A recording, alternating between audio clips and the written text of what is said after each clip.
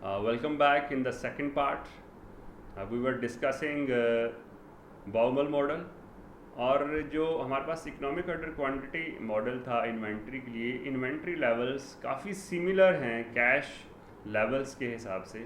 इसीलिए बाउमल ने ये सोचा कि वहाँ से हम एक कैश मैनेजमेंट मॉडल क्रिएट करते हैं। इसकी कुछ अजम्पशंस हैं जो कि इतनी ज़्यादा रियलिस्टिक तो नहीं है, लेकिन we have to consider it. देखिए जी, फर्स्ट अजम्पशन है cash use in expenditure is fixed and predictable. मतलब हमारा जो कैश है वो हमने यूज़ करना है अपने एक्सपेंडिचर में, वो ओवर द पीरियड। फर्स्ट कर 1 मंथ की मैं बात करता हूँ तो हर महीने हमारे एक्सपेंडिचर्स ऑलमोस्ट फिक्स्ड हैं, जो कि वेरी नहीं कर रहे। लेकिन प्रैक्टिकल आपको पता है कि हमारे पास जो एक्सपेंसेस हैं वो वेरी करते हैं। ओके, सेकेंड अजम्पशन है कैश इनफ्लोज, जो अभी आपकी इनकम है, are known and regular and invested. And invested का मतलब है कि वो अमाउंट आप अपने शॉर्ट टर्म इन्वेस्टमेंट अकाउंट में इन्वेस्ट कर देते हैं, जितनी भी आपकी रेगुलर बेसिस पे अमाउंट रिसीव हो रही है। आपको याद होगा कि हमने शॉर्ट टर्म इन्वेस्टमेंट अकाउंट से अमाउंट ट्रांसफ़र करनी होती है करंट अकाउंट के अंदर, तो जितनी भी आपकी इनकम है वो आप वहाँ पर इन्वेस्ट कर देते हैं फ़ौरन ही। Third one, day to day cash needs are funded from the current account. मतलब जब भी आपको कैश की ज़रूरत पड़ती है तो आप करंट अकाउंट से फंड लेते हैं।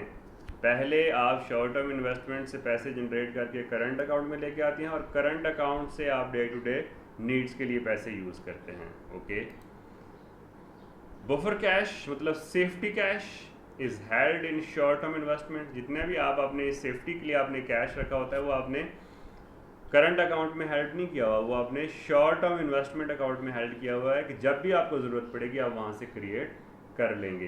तो ये थी जी अजम्पशंस बाउमल मॉडल की, जो कि रियलिस्टिक तो नहीं है, लेकिन आपको पता होना चाहिए कि उसकी अजम्पशंस हैं क्या, ताकि आपको प्रॉब्लम ना रहे। ओके, फर्स्ट पार्ट में हमने यहाँ तक इसको कंसीडर कर लिया था। ये हमारे पास फार्मूलाज हैं इकोनॉमिक ऑर्डर क्वांटिटी का, जो हम फार्मूला यूज़ करते हैं इन्वेंट्री मैनेजमेंट के लिए, 2 इंटू AR इंटू OC मतलब ordering cost divided by CC मतलब कैरिंग कॉस्ट एनुअल रिक्वायरमेंट। और यहाँ पर जब हम फार्मूला, ये भी वही है, सिमिलर फार्मूलाज हैं, लेकिन हम टर्म्स मोस्टली, स्टूडेंट्स आपको पता होना चाहिए कि फाइनेंस की बुक में मोस्टली ये टर्म्स इस तरह से यूज़ होती हैं, तो मैंने इसलिए लिख दी है ताकि किसी को कोई इशू ना रहे कि ये AR किसी ने अगर नहीं पढ़ा तो उसके लिए डिमांड लिखा होता है, एनुअल डिमांड आपकी क्या है। यहाँ पर ऑर्डरिंग कॉस्ट है तो यहाँ पर मैंने लिख दिया है कि आपके पास जो ऑर्डरिंग कॉस्ट है वो C0 से शो की जा सकती है। CC जो कैरिंग कॉस्ट है वो होल्डिंग कॉस्ट भी होती है बेसिकली, तो ये CH से शो की हुई है होल्डिंग कॉस्ट। तो बाउमल्स के अंदर चूँकि हम इस तरह से फार्मूला यूज़ करते हैं, इकोनॉमिक ऑर्डर क्वांटिटी में इस तरह से है, तो दोनों फार्मूला सेम हैं, लेकिन अब हमें इन फार्मूलाज को इंटरप्रेट करना है। असल में यही असल काम है, डायरेक्ट फार्मूला अप्लाई करके आंसर तो हम कैलकुलेट कर सकते हैं, लेकिन ये फार्मूला में 2 कहाँ से आया है? हमने ये जो होल्डिंग कॉस्ट से डिवाइड किया हुआ है, इससे हम मल्टीप्लाई क्यों नहीं कर लेते? ये हमारे पास जो C0 है यहाँ मल्टीप्लाई हो रहा है, ये यहाँ पर डिवाइड भी तो हो सकता था। ये फार्मूला जनरेट कैसे हुआ, ये फार्मूला बना कैसे? असल टारगेट हमारा ही है, क्योंकि स्टूडेंट्स मोस्टली आप लोगों ने इसके फार्मूलाज तो पढ़े होते हैं, लेकिन इसकी इंटरप्रिटेशन नहीं की होती। जब तक आप इसको इंटरप्रेट नहीं करते कि फार्मूला बना कैसे, जनरेट कैसे हुआ, क्रिएट कैसे हुआ, कॉन्सेप्ट क्या है इसके पीछे, कैसे आपने सोचा कि ये फार्मूला होना चाहिए, असल हमारा टारगेट वो है जिसकी तरफ हम जा रहे हैं। क्योंकि बीकॉम लेवल पे मैंने देखा है स्टूडेंट्स को, मास्टर लेवल पे भी इवन, कि वो जस्ट फार्मूला अप्लाई करते हैं और उसके बाद आंसर्स कैलकुलेट करते हैं।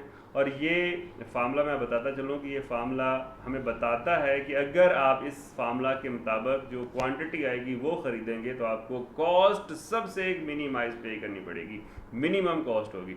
सिमिलर ये फार्मूला है, इसको पहले इंटरप्रेट करते हैं, इसकी डेरिवेशन करते हैं, फिर जाके हम इसके ऊपर कोई एग्जांपल के साथ हम कोई क्वेश्चन भी सॉल्व करेंगे होपफुली। ओके,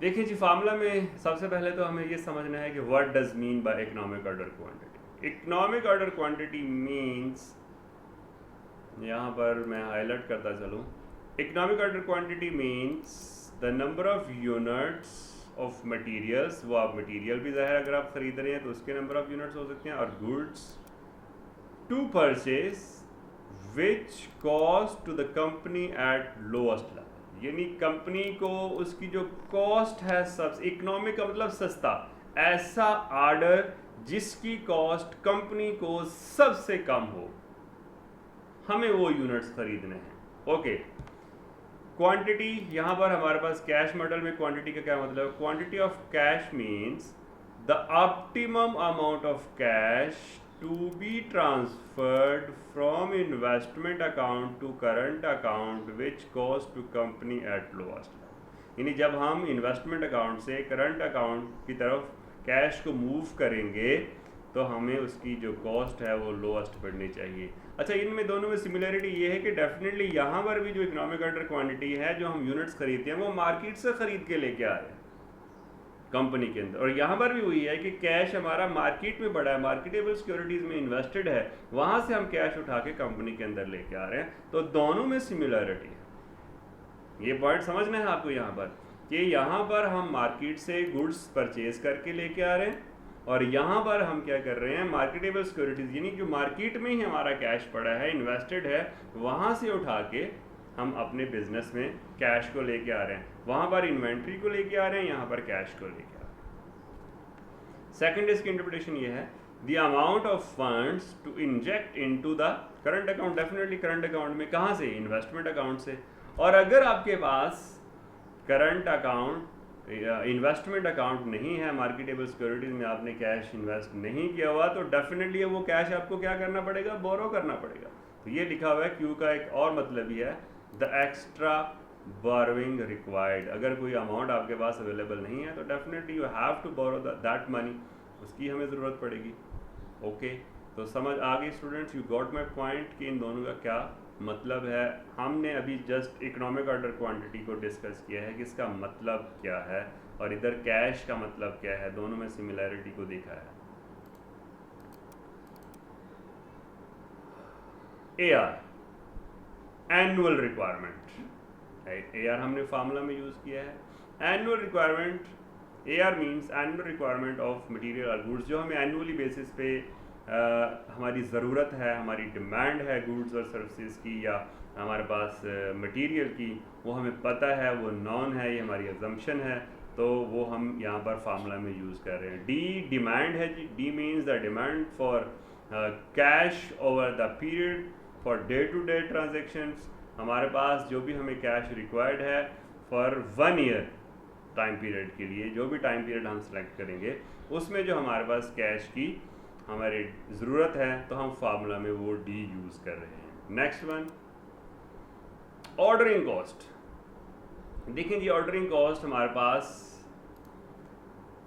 OC से हम लिखते हैं फार्मूला के अंदर। Ordering cost means ordering cost per order, यानी फार्मूला में जो आपने OC देखा है वो एक ऑर्डर की कॉस्ट है, क्योंकि जब हम इकोनॉमिक ऑर्डर क्वांटिटी कैलकुलेट करते हैं तो वो भी एक ऑर्डर है, एक ऑर्डर जो हमने प्लेस करना है उसकी अमाउंट है। ये पॉइंट बड़ा ध्यान से समझना है स्टूडेंट्स आपको कि जो फार्मूला में हम OC लिखते हैं वो एक ऑर्डर की कॉस्ट होती है, टोटल कॉस्ट ऑफ ऑर्डर्स नहीं होती, क्योंकि EOQ का जब आंसर आता है तो वो एक दफ़ा जो हमने ऑर्डर प्लेस करना होता है उसके नंबर ऑफ यूनिट्स हम कैलकुलेट करते हैं। तो फार्मूला में OC ऑर्डरिंग कॉस्ट जो यूज़ हो रही है वो एक ऑर्डर की कॉस्ट है, ना कि सारे के सारे टोटल ऑर्डर्स की कॉस्ट पूरे साल की। ओके, अच्छा जी, ऑर्डरिंग कॉस्ट इंक्लूड्स है, करती है कैरेज है, लोडिंग एंड लोडिंग कॉस्ट है, और जितने भी हमारे ऑफिशियल्स हैं जो ऑर्डर प्लेस करते हैं, ऑर्डर रिसीव करते हैं, उनकी जो अमाउंट हम उनको पे करते हैं, ये सारी की सारी कॉस्ट ऑर्डरिंग कॉस्ट है। और ऑर्डरिंग कॉस्ट एक ऑर्डर की कॉस्ट और टोटल ऑर्डर्स की कॉस्ट हमें दोनों ही कैलकुलेट करना आनी चाहिए। तो यहाँ पर मैंने फार्मूला लिखा है जिसकी हमें ज़रूरत पड़ेगी, total ordering cost is equal to annual requirement divided by economic order quantity. ये इकोनॉमिक ऑर्डर क्वांटिटी वो है जो हम यहाँ पर कैलकुलेट कर लेंगे फार्मूला अप्लाई करके। अच्छा जी, एनुअल रिक्वायरमेंट जो आपको साल में जितनी ज़रूरत है और एक दफ़ा जितनी मंगवानी है, जब हम इसको डिवाइड करेंगे तो हमें पता चल जाएगा कि हमें साल में कितने ऑर्डर प्लेस करने पड़ेंगे, जिसको हम कहते हैं number of orders.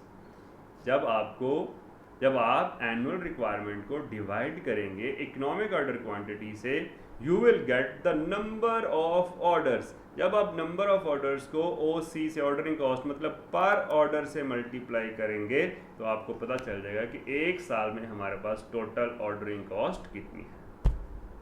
Very important, यानी एक ऑर्डर की कॉस्ट का भी आपको पता होना चाहिए।